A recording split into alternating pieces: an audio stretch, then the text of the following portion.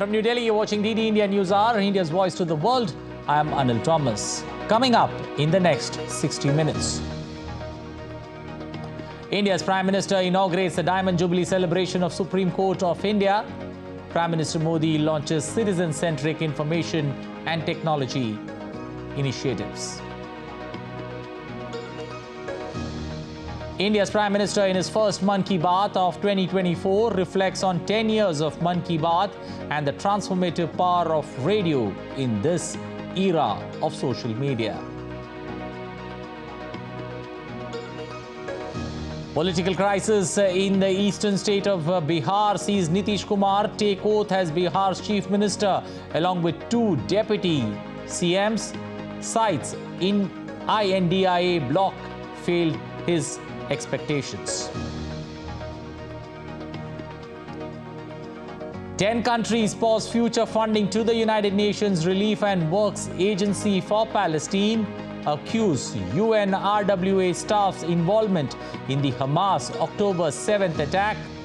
UN agency condemns aid halt. And England hold control of the Hyderabad Test as spinners put India on the brink of defeat.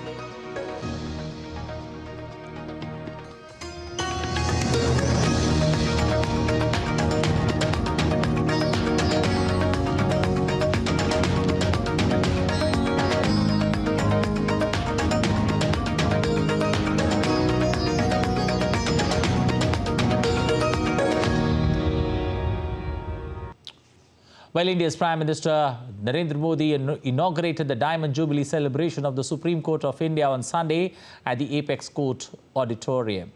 Unveiling the 75th year of the top court, Prime Minister launched citizen-centric information and technology initiatives that include digital Supreme Court reports, Digital Courts 2.0, and the new website of the Supreme Court. The new website is in bilingual format in English and Hindi and has been redesigned with the user-friendly interface. The Prime Minister also addressed the gathering on the occasion.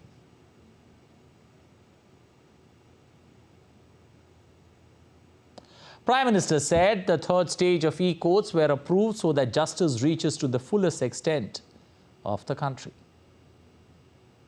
Bharat की प्राथमिकता है ease of living, ease of doing business, ease of travel, ease of communication और साथ ही ease of justice. Bharat के नागरिक ease of justice के हकदार है और सुप्रीम कोर्ट इसका प्रमुख माध्यम है। साथियों, देश की पूरी न्याय व्यवस्था सुप्रीम कोर्ट के दिशा निर्देशों और मार्गदर्शन आपके गाइडेंस पर निर्भर होती है। ये हमारा कर्तव्य है कि इस कोर्ट की एक्सेसिबिलिटी भारत के अंतिम छोर तक हो और इससे हर भारतीय की आवश्यकताएं पूरी हो सके। इसी सोच के साथ कुछ समय पहले ई-कोर्ट मिशन प्रोजेक्ट के तीसरे चरण को स्वीकृति दी है। Prime Minister Modi said, considering Amrit Kal in mind, the Indian government introduced 3 new laws replacing the old colonial criminal justice system. He said, with these changes, India's legal, policing and investigative systems have entered a new era. काल के हमारे कानूनों में भारतीयता और आधुनिकता की समान भावना दिखनी भी उतनी आवश्यक है।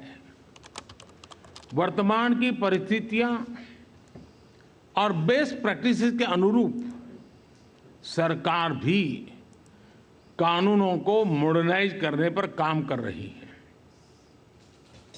पुराने कॉलोनियल क्रिमिनल लॉज को खत्म करके सरकार ने भारतीय नागरिक सुरक्षा संहिता,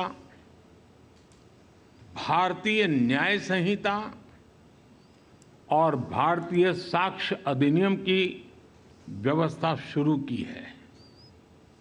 इन बदलावों के कारण हमारे legal,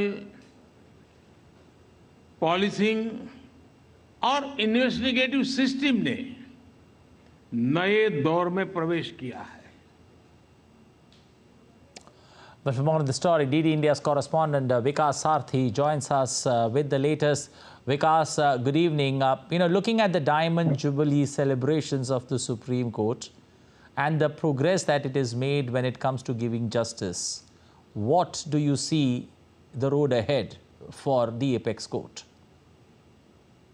Right, Anil. So, in fact, today Chief Justice of India mentioned that Supreme Court has done excellent job in protecting the democratic values of the country and ensuring that human rights are protected. But he also warned about the challenges ahead. He clearly said that we need to shift completely on the technology and IT systems to enable our lower courts, our subordinate courts, so that the pendency of the courts must be addressed. And in fact, Prime Minister also spoke about the use of IT, information technology in providing justice to the person in the last territory of the country. He said that we are providing not only funds for e-court projects, but we are also providing 7,000 crore for infrastructure development in subordinate courts. So both Prime Minister and Chief Justice of India was of the view that with the change of the technology, we need to focus more on the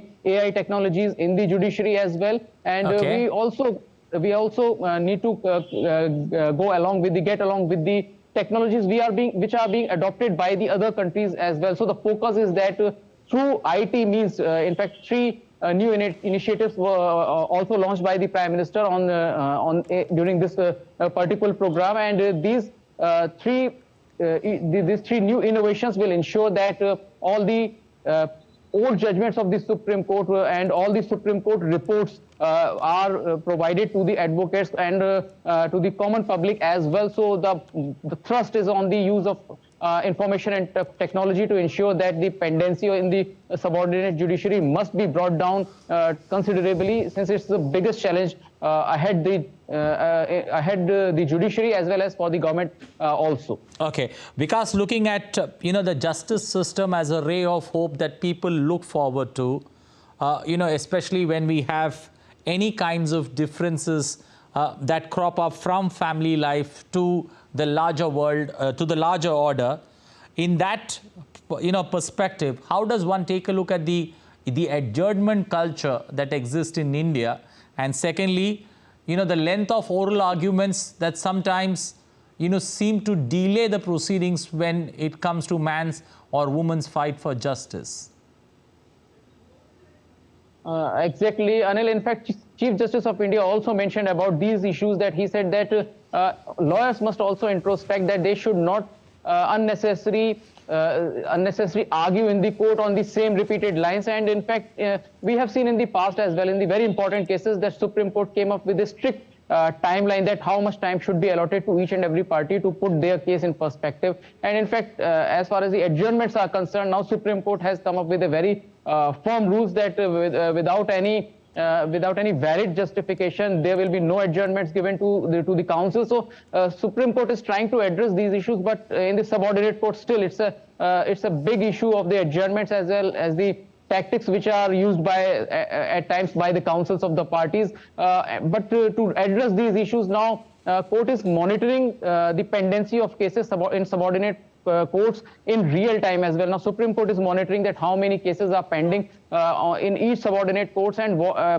apart from it, which judge is dealing with how many cases are pending before a particular judge. So in a way, the Supreme Court has increased its monitoring of the subordinate courts. But as far as the higher judiciary is concerned, Supreme Court has come up with a new guideline that there shall be no adjournments without any reasonable excuse. High courts have also followed this suit, and High Court also issuing guidelines to advocates that there will be no adjournments without any specific reason. But in subordinate courts, you are right that it's a big challenge for the litigants, since at times counsels try to get adjournments for their own cause. Okay. The big plus that I look at, the women representation that's increased in the judiciary, that's surely a big plus that one can look forward to in the changing dynamics of the current world order. We'll leave it there. Thank you. Appreciate you joining us this afternoon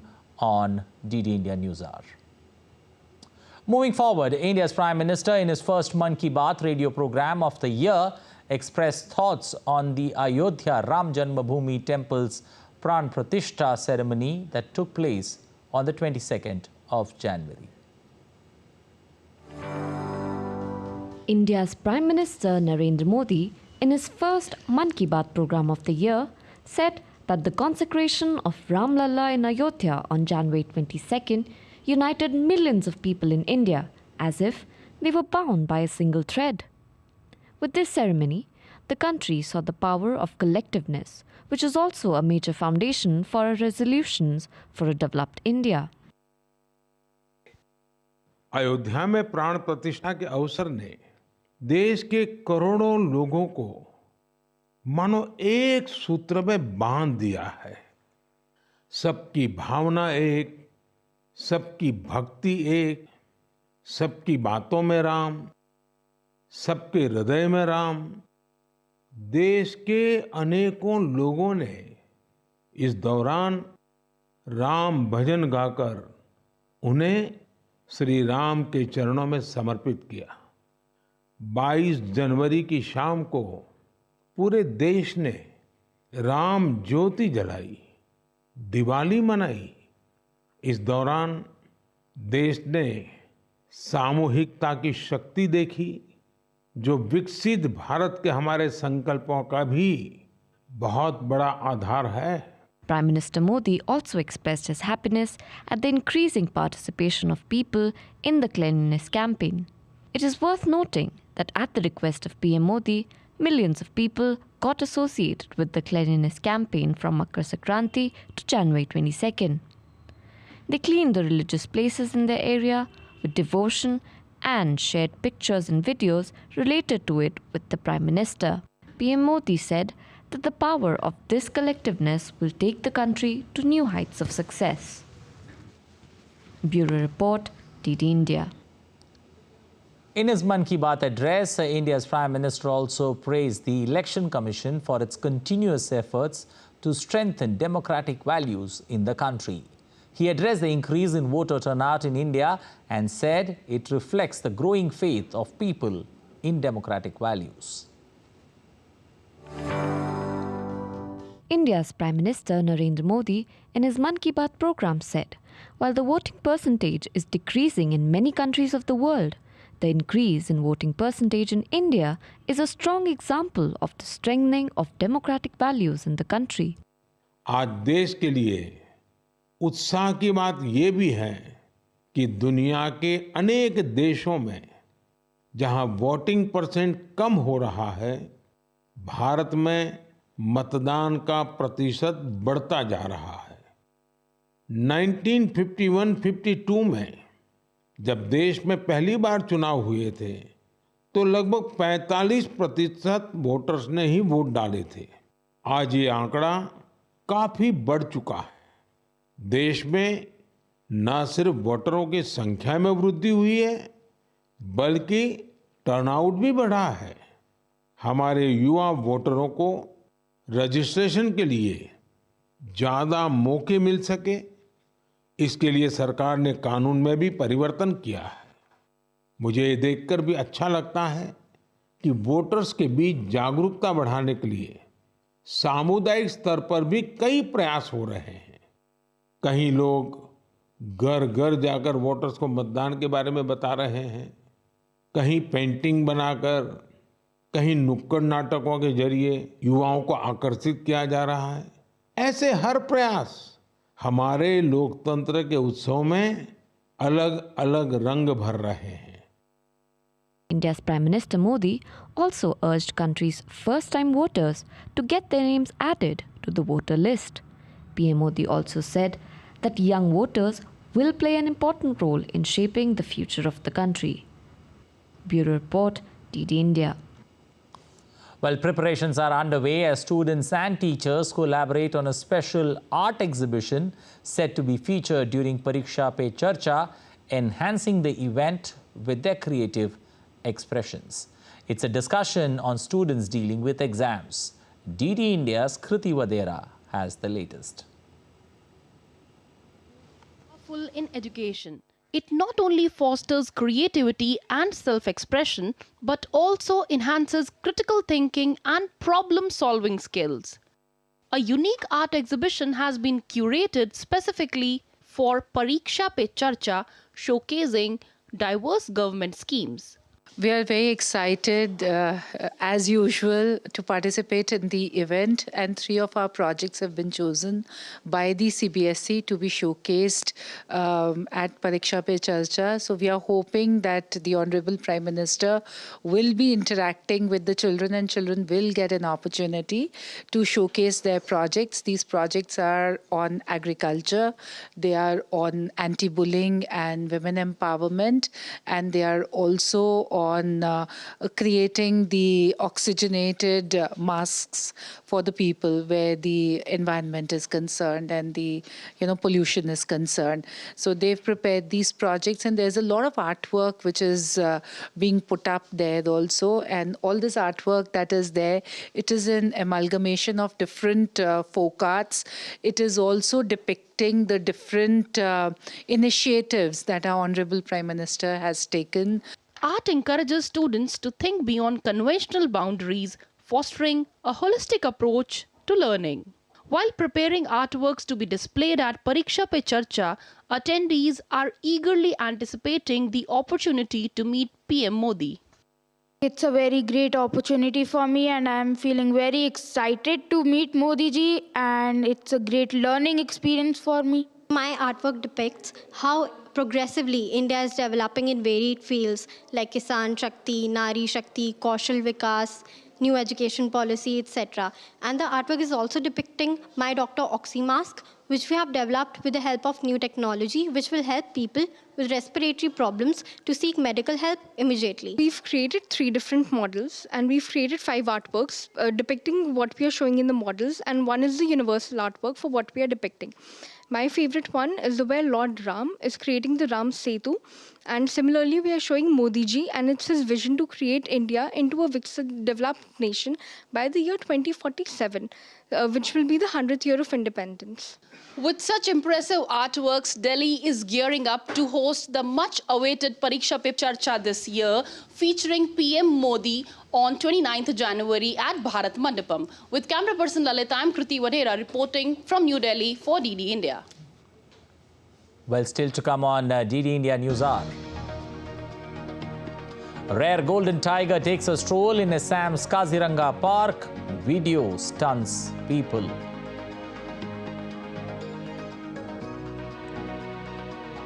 Thai PM Sheta Tawashin attends India's 75th Republic Day celebration.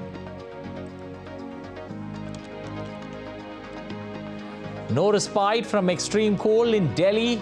Fog grips UP and Bihar.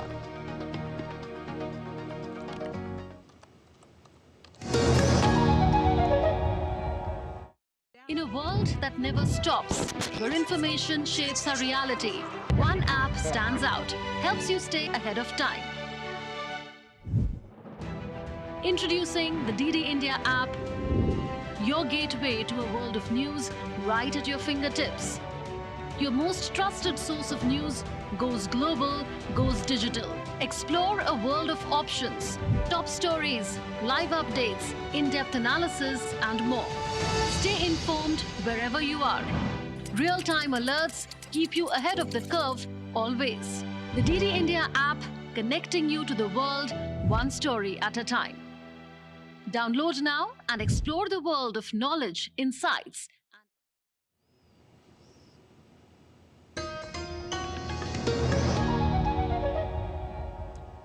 You're watching DD India News Hour. I'm Anil Thomas. Now on to the Indian state, the eastern state of Bihar, where amid fast-changing political scenario, the Nitish Kumar resigned as the chief minister of the state and has been elected as the leader of the NDA, that's the National Democratic Alliance. The resignation comes after days of speculation over the leaders eyeing another political switch to return to an alliance with the India's leading political party, that's the Bharatiya Janata Party. While addressing the media, the former Chief Minister confirmed his resignation and said that the state of affairs within the ruling alliance formed 1.5 years ago was not good. हमने मुख्यमंत्री से इस्तीफा दे दिया और जो सरकार थी उसको भी समाप्त करने का हमने आज गवर्नर साहब को दे दिया। अरे इसलिए नौबत हुई है कि ठीक नहीं चल रहा था तो हम देख रहे थे, तो वही सब लोगों की राय, अपने पार्टी के लोगों की राय, चारों तरफ से राय आ रही थी, तो हमने सब लोगों की बात को सुन लिया, तो इसीलिए आज हमने इस्तीफा दे दिया। In a rare special gesture, the Prime Minister of Thailand, Srettha Thavisin, graced the reception hosted by the Embassy of India in Bangkok to celebrate the 75th Republic Day. The event was attended by over 1,000 guests from the Thai government, which included businesses, media, academia, diplomatic corps, and members of the Indian community in Thailand. Ambassador of India to Thailand, Nagesh Singh, underlined the deep connection between Buddhism and democracy in ancient India and India's phenomenal progress as a democracy navigating multiple challenges. Another highlight of the evening was a mesmerizing performance of Ramayan, known as the Ramakien in Thailand, which is a fusion between Bharatnatyam and the Kon style from Thailand. National School of Drama, that's NSD, announced the forthcoming 25th year of the Bharat Rang Mahotsav, the world's largest theatre festival. The event is scheduled to take place from the 1st to the 21st of Feb, spanning across 15 cities in the country. This 21-day theatre festival will feature over 150 performances, workshops, discussions, masterclasses, providing a rich tapestry of India's and global theatre traditions. A curtain raiser conference was addressed by the NSD Director Chittaranjan Tripathi, Chairman Paresh Rawal, and Rang Mahotsav Ambassador Pankaj Tripathi.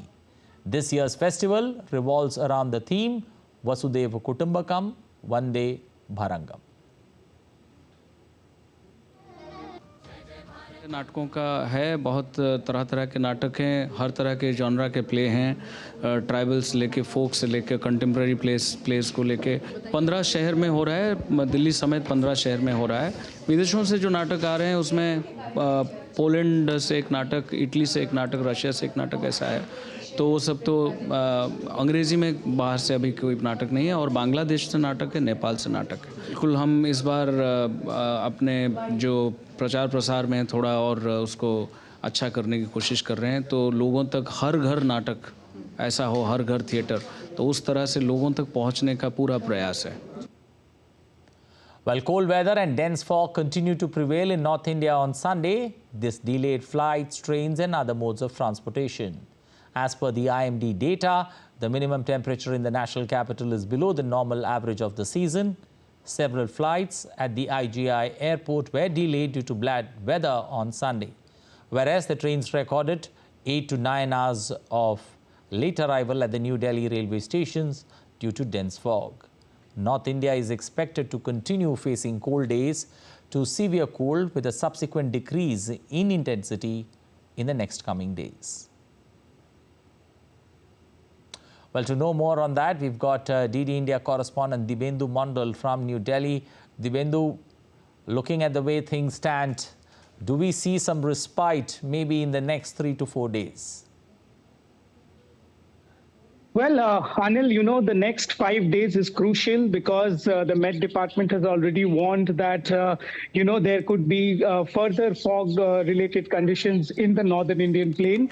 But having said this, you know, the temperature is likely to go up from here after the next 5 days. The winter season is slowly coming to an end. And, the fog situation will, of course, improve with the train operations, which is in fact currently hit due to the bad fog conditions prevailing in the northern Indian region. The train operations could also likely become normal by the next week or so. However, let me also give an update on the operations of aircrafts and airports across northern India. Many airports in northern India are completely functioning normally. The Delhi airport is also reporting that most flights are on time, and the fog is not causing much of a delay in the operations of aircrafts in the national capital region. But having said this, regions such as Punjab, Haryana, and parts of Uttar Pradesh could experience some dense fog in the early hours from tomorrow to the next 5 days. Okay. Back to you, Anil. Okay.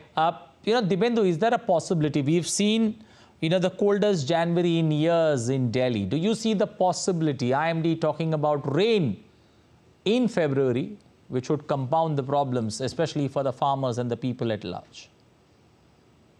Well, Anil, the rain is in fact, the rain is due for quite some time because during this period of time, generally, it rains in the northern plains of India. But however, this time around, the western disturbance, which brings the rain, has not hit the northern India region. And also remember, there was very less or you can say negligible amount of snowfall in the upper reaches of the Himalayan belt as well because of the lack of western disturbance. But however, the IMD is yet to give us a clear dateline as to when, the western disturbance could hit the northern plains or the Indo-Gangetic plain here in parts of the northern India.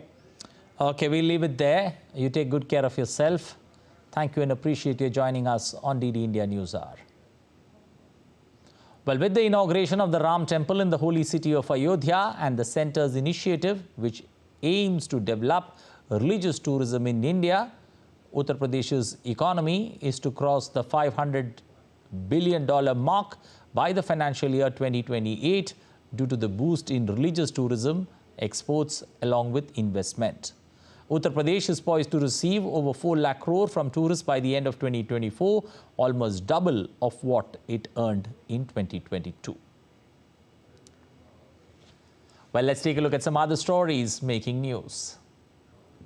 Ooty, a popular hill station in Tamil Nadu's Nilgiri district, saw a minimum temperature on Sunday drop to 1.3 degrees Celsius while continuing to report frost. The sharp drop in the mercury along with the frost turned the sleepy and idyllic hill station into mini Kashmir. The chairman of the high-level committee on One Nation, One Election and former President of India, Ram Nath Kovind, over the weekend held consultations with former Chief Justice of India, Justice U.U. Lalit and others. The committee seek their opinion on holding simultaneous elections in the country, and the committee has initiated a consultation process relating to holding of simultaneous elections in the country. A rare golden tiger was recently spotted taking a stroll in the Kaziranga National Park in Assam. This sighting adds to the list of diverse faunal creatures found in Assam's landscape. The tiger was seen slowly walking on a trail in the jungle. The big cat kept moving for some time before disappearing inside a bush on the side of the road.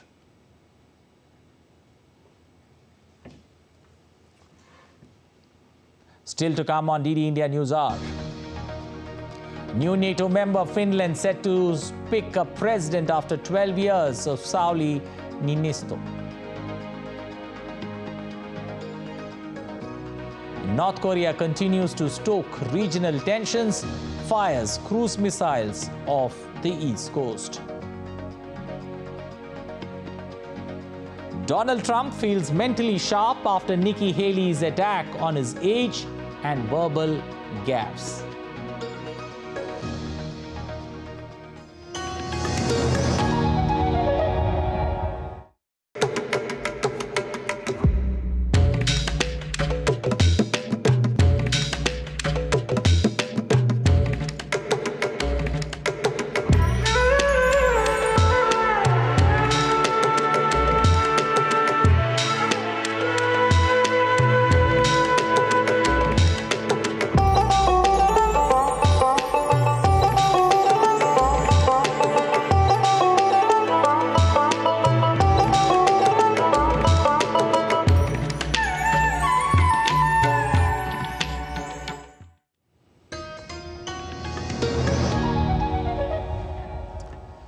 You're watching DD India News Hour. I'm Anil Thomas. A quick recap of the headlines.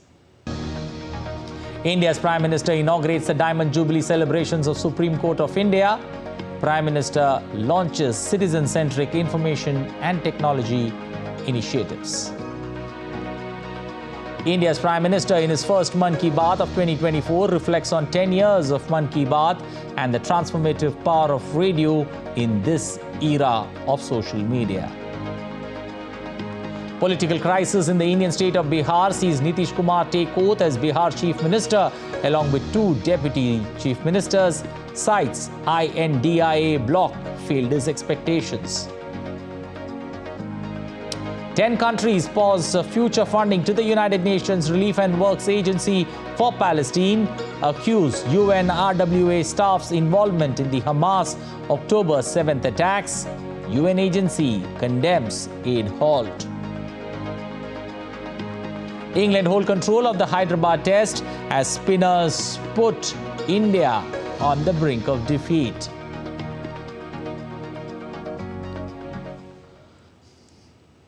In the latest development on October 7th, Hamas attacks on Israel, Britain, Italy, Finland became the latest countries to pause funding for the United Nations Refugee Agency for Palestinians. This follows allegations that its staff were involved in the attack on October 7th. The United States, Australia, Canada have already paused funding to the aid agencies after Israel said that 12 UNRWA employees were involved in the cross-border attack. Meanwhile, the agency has opened an investigation into several employees' severe ties with them. The United States has welcomed a UN investigation into its refugee agency following Israel's allegations that 12 UNRWA employees were involved in the October 7th Hamas attack on Israel. The UN Secretary General and the Commissioner General of UNRWA, their comments today calling for a full investigation. As Secretary Blinken made clear in his call with the Secretary General yesterday, we expect that that will be a complete and thorough and transparent investigation. We all want to see that. It's good for everybody, and that those who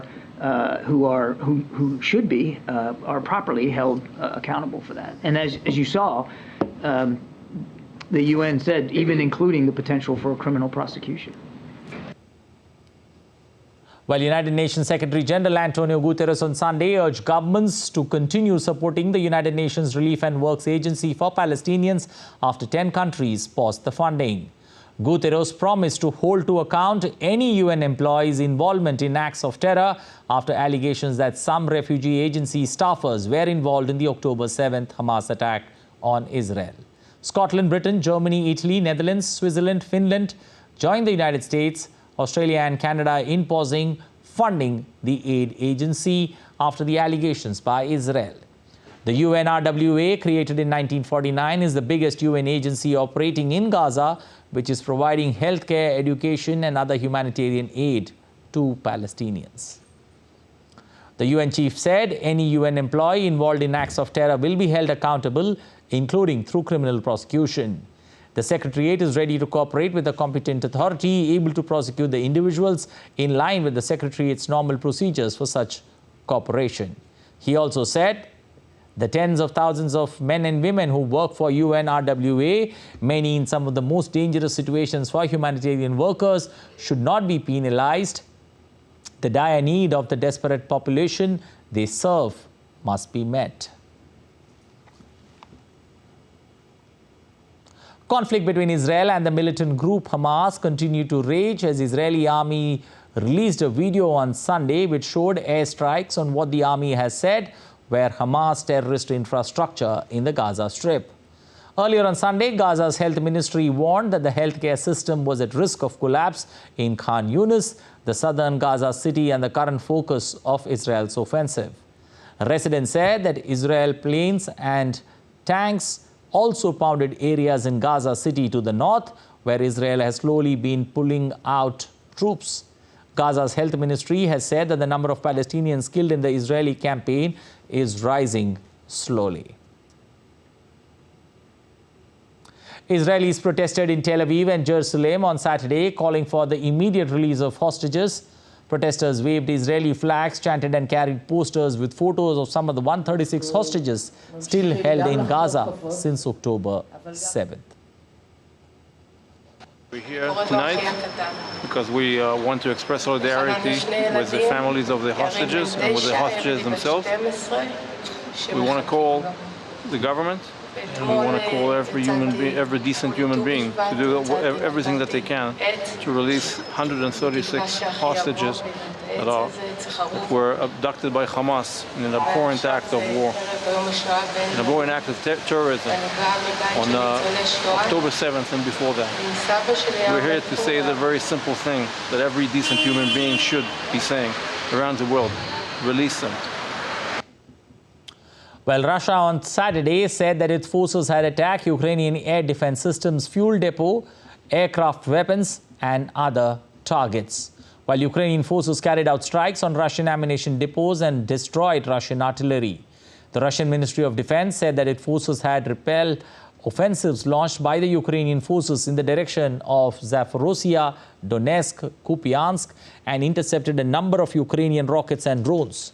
On the same day, the General Staff of the Armed Forces of Ukraine claimed that in the past 24 hours, there were dozens of combat engagements in various directions and its forces have repelled multiple Russian attacks.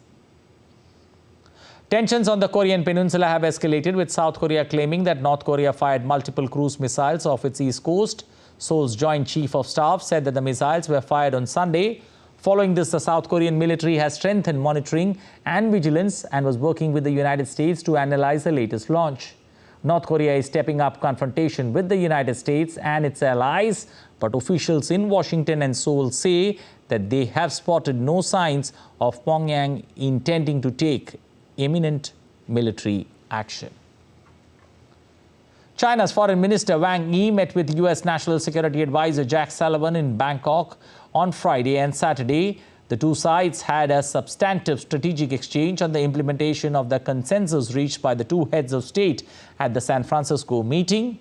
They also discussed international and regional issues concerning the Middle East, Ukraine, the Korean Peninsula and the South China Sea, and how to better handle important and sensitive issues in China-US relations. Former South Carolina Governor Nikki Haley, the last Republican challenger to former President Donald Trump, campaigned in her home state on Jan 27th. At the rally, Haley again said Trump had recently appeared confused and said if he wants to take a cognitive test, he should debate her. Trump has refused to participate in any of the Republican nomination debates and is refusing to debate with Nikki Haley. We will be loud all the way tonight.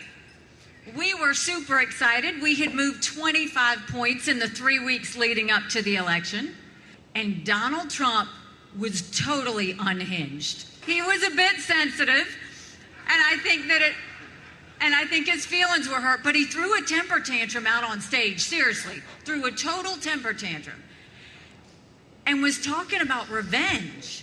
So after he talked about revenge and had a little something to say about me, that's fine, we raised $1 million online right after he did that. Then the next day, unhinged again, says, for anybody that supports Nikki Haley, you will be barred from MAGA. So we had a little fun with that. We started selling T-shirts that said barred permanently. Well, former U.S. President Donald Trump on Saturday said he feels mentally sharp now, reacting to the recent attacks on his age and verbal gaffes by Republican presidential rival Nikki Haley. Trump was speaking at a rally in Nevada ahead of the next vote in the Republican presidential nomination race, a caucus in the state on Feb 8th. In recent days, Nikki Haley has accused the former Republican President Trump of being confused and has questioned his ability to be president at his age. I feel sharper now than I did 20 years ago. I really do. I don't know. It's probably not true. It's probably not true. And I think anybody running for president should take an aptitude or a cognitive test. Well, US President Joe Biden also took a swipe at his Republican rival Donald Trump, calling him the only loser. In a fiery campaign speech ahead of next week's primary in South Carolina, Biden's speech at the event also made the case that Trump failed to support the right of black citizens and represented a threat to the US economy and democracy. The Democratic primary in South Carolina is on Feb 3rd, and Biden is expected to win handily as he carves an easy path to the party's nomination. South Carolina. When he was commander-in-chief, refused to visit a cemetery, U.S. cemetery outside of Paris for fallen American soldiers. And he referred to those heroes, and I quote, he actually said that. He said that. How dare he say that? How dare he talk about my son and all of us like that? Look, I call them patriots and heroes. The only loser I see is Donald Trump.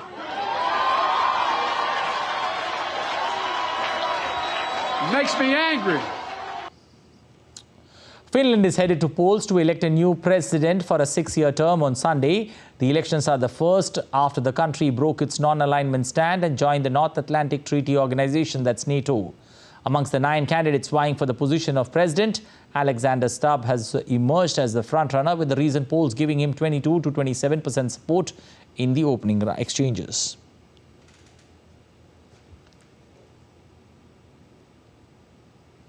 Well, amid nationwide protests, French farmers created a bonfire in front of the southern city of Montpellier prefecture to celebrate breakthrough in their demands.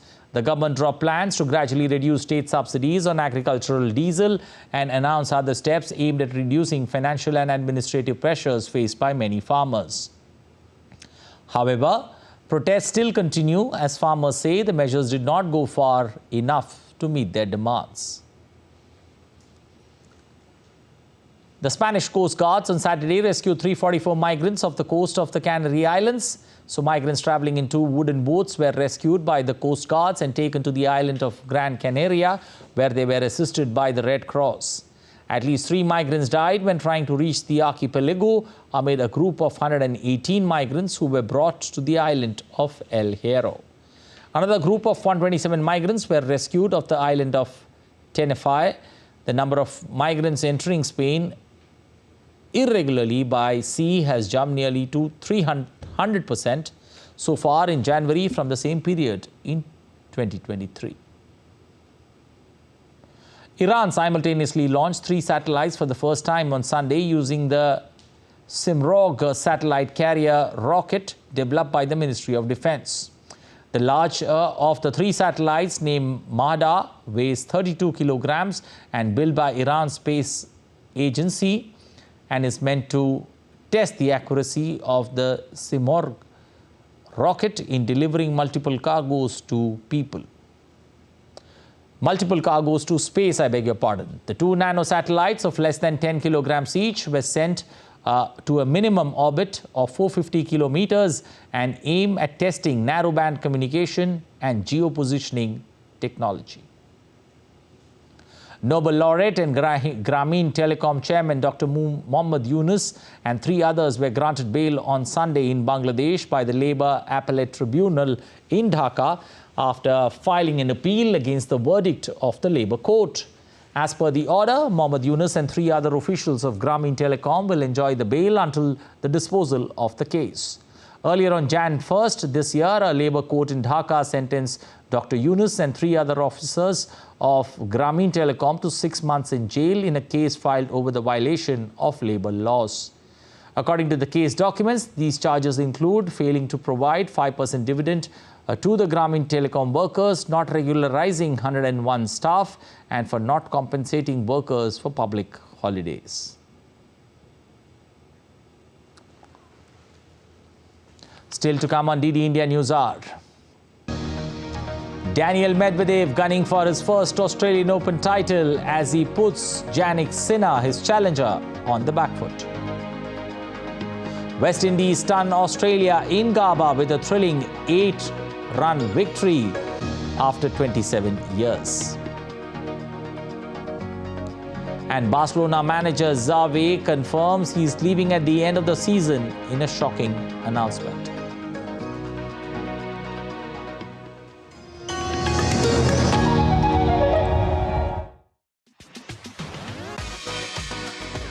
India that invents. India that innovates. India that excites. India that invites. Land of possibility. Teeming with opportunities. Watch India Ideas each Thursday, 8 p.m. only on DD India.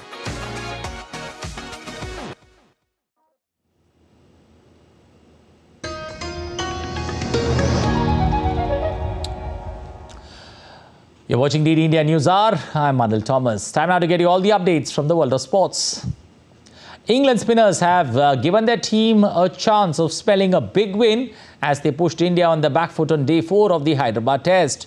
India, in pursuit of a tricky target of 231, have lost 7 wickets till date. Currently, R. Ashwin and KS Bharat are at the crease. For England, Tom Hartley did most of the damage as he picked 4 wickets. He dismissed Yashasvi Jaiswal, Shubman Gill, Rohit Sharma and Akshar Patel in the post-lunch session of play. Earlier in the day, Ollie Pope did the rescue work, helping England take a 230-run lead. He smashed 196 of 278 balls and was a victim to Jasprit Bumrah. 4 other wickets were also picked by Jasprit Bumrah. Apart from him, Ravichandran Ashwin and Ravindra Jadeja also scalped 3 and 2 wickets respectively. On to Australian Open final, Daniel Medvedev is currently taking on world number 4 Jannik Sinner in the men's singles final, the first Grand Slam of the year. Medvedev is leading in the final 2-1. Jannik has just made a comeback in the third set, winning it 6-4, and after it looked Medvedev will walk away in straight sets. Medvedev won the first 2 sets, 6-3, 6-3, and the match is now into the 4th set. But for more on the story, we've got senior journalist Mickey Aigner joining us with the latest. Mickey, let me begin by looking at this test match. 166 for 7, still needing 65 runs. Do we see India at least escaping day 4, taking it to day 5? Well, let's begin with the fact that it's very excitingly poised. In fact, we never expected England to actually come back so strongly. And the type of reply that India has been giving is on tenter hooks for that matter, keeping you guessing. So getting into the final day and going through this 4th day would be based on the tenacious understanding and the grit that is needed at this hour from Ashwin as well as Bharat. They're batting so far good. Fingers crossed. Yes, we should clear this particular day for today. Okay, shifting focus to the Australian Open, Jannik Sinner taking on Daniel Medvedev. It looked at one point of time Medvedev would win it in straight sets, but the third set that Sinner has managed to pull out. Do you see a ray of hope this going into a 5-setter? Honestly, if you ask me personally, I don't think so, for a simple reason, because Medvedev has been playing well. This is probably that one particular break which he needs to come back and gear himself back. But Medvedev generally will be the favorite to go on here. 4th set will not happen in Sinner's favor, and Medvedev has got all the poised understandings to go through. Okay, we leave it there. It's the long rallies where Daniel Medvedev is holding the edge over Jannik Sinner, but a third set reprieve or a lifeline that Sinner has managed to pull out surely makes this men's singles final a new champion after a decade. What we're going to see is surely exciting times ahead for tennis and also cricket, where India looks set to escape to day 5 of action there in Hyderabad. We'll leave it there. Thank you. Appreciate you joining us, Mickey Aigner, this evening with the latest on the 2 sports. Pleasure. Moving on, at the inaugural ceremony of the National Floorball Championship, Dr. Malika Nadda, the president of the Special Olympic Bharat, shared her optimism regarding the transformative impact on sports. During an exclusive interaction with DD India, Dr. Malika Nadda expressed gratitude to Prime Minister Modi for his efforts in raising awareness about Special Olympics and athletes' with intellectual disabilities. Bharat has organized the National Floorball Championship in Delhi, and right now we are joined by the President of the Special Olympic Bharat, Dr. Mallika Naddaji. Madam, a very warm welcome. The events like National Floorball Championship, how such events help to make an inclusive society, and also it's important for the Italy Winter Games. Special Olympics Bharat is all getting ready for World Winter Games 2025 to be held in Italy. And floorball is one of the competitions of Winter Games which we are preparing for. And our special athletes, and especially we are here with the female team of 14 states of our country who are participating in floorball championship. After the championships, we will select the national team, and then with the preparatory camps, our national team will be ready for the World Winter Games to be held in Italy. This is very important. Games are very important as to bring transformation in the lives of our special children.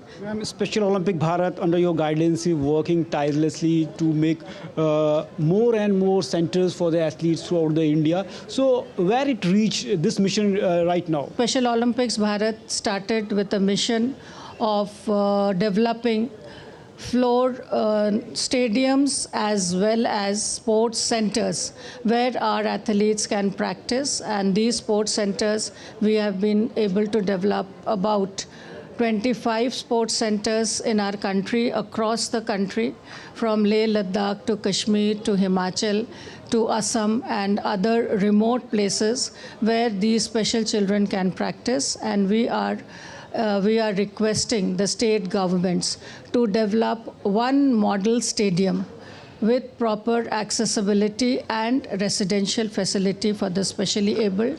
Similarly, with the support of the Education Ministry, with the support of the Ministry of Sports, and with the support of Social Justice and Empowerment Ministry, we will surely be able to achieve our target of 750 sports centers across the country. We have seen the Prime Minister Modi from every platform. So when PM mentions these athletes, how helpful it for the game to make awareness?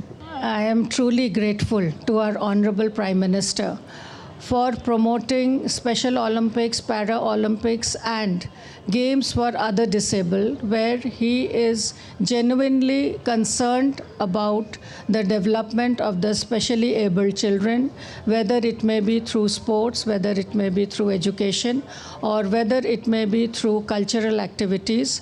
So we are grateful, and we thank our Honorable Prime Minister to mention about the journey of our special children and the achievement of our special children in World Winter Games. And I am sure that his speech and his words matter a lot for each and everyone in this country. Well, India's External Affairs Minister Dr. S. Jaishankar congratulated Rohan Bopanna and Matthew Ebden for winning the 2024 Australian Open men's doubles title. Australian Foreign Minister Penny Yong also wished both the players on their social media platform and wrote, "Australian and Indians are partnering on the global stage." While replying to Australia's minister's post, Dr. Jaishankar took to social media account and said that the friendship between the two countries gets great results on and off the field. He also praised Bopanna for sealing the doubles world #1 ranking.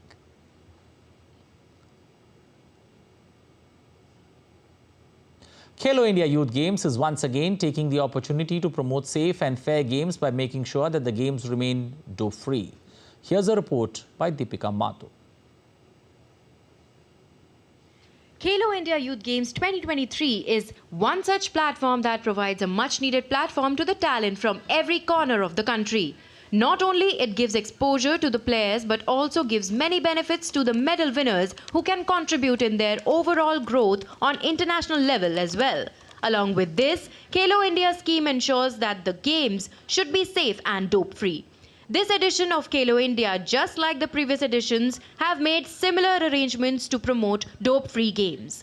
Not only this, the players are also urging the youth to stay away from dope. युवाओं के लिए सबसे बड़ा message है कि खेले और जितना रह सके नशे से दूर रहें, because this game has always been a great support for all of us. और हम जो है इस इतने बड़े इवेंट का थैंक करना चाहेंगे जो अवेयरनेस फैला रही है all over India. The boxers who participated at the Khelo India Games had a similar appeal. They also urged the youngsters to focus on being fit and healthy. ज़रूरी नहीं कि आपको बॉक्सिंग खेलनी चाहिए, कोई भी स्पोर्ट्स करो, पर स्पोर्ट्स करनी ज़रूरी है. मतलब आज के टाइम में तो स्पोर्ट्स करनी ज़रूरी है. खेलोगे तो ही खेलोगे. और हम ऐसे नशे से दूर रहो, स्पोर्ट्स में ज़्यादा ध्यान दो. The central government is taking a lot many initiatives to inculcate the importance of being fit in the common people, and Khelo India is just another platform to spread the word among a wider audience. Deepika Mehto's report from Chennai for DD India. Well, a quick update on the test match between India and England that's currently taking place in Hyderabad. As we were talking about a reprieve of in this particular test match, India has lost wicket number 8 on test debut. Tom Hartley there, the wrecker-in-chief for England, picking up a high 5-wicket haul as he sent back at this point of time S. Bharat back to the pavilion for 28. We've got R. Ashwin, Jasprit Bumrah there in the middle as India look to end the day. We've still got close to 2 overs of action left, 62 overs of play that's taken place, 2 overs left on that particular day of action. We got to hope we're going to see a big escape from the Indian tail. Staying with cricket, but shifting continents. Shamar Joseph registered a 7-wicket haul as West Indies defeated Australia by 8 runs in the second test of the 2-match series. Chasing 156 on day 4, Australia were in a good position as Steve Smith and Cameron Green were standing unbeaten.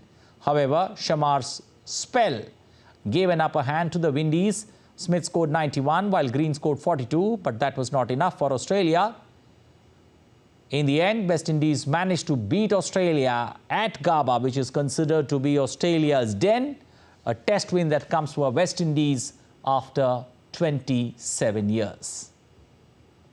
Barcelona coach Xavi Hernandez said on Saturday that he's decided to step down at the end of the season after his sides conceded 5 goals to Villarreal in the La Liga, their 3rd defeat in their last 5 games in all competitions. Barcelona's former player Xavi, who's now turned a manager, leaves the club in a precarious position as the Spanish club is now in the 3rd position on 44 points and they are very much off the top 2 teams. They were also thrashed by Real Madrid in the Spanish Super Cup final earlier in January, knocked out of the Copa del Rey quarterfinals by Atletico Bilbao. So there is too much to look forward to, especially for the super giants of Spanish football, that's Barcelona. Well, that's all we have time for in this edition of DD India News Hour, but let us know your thoughts on the news of the day. You can connect with us on Facebook, X and Instagram. You can also visit our website, ddindia.co.in.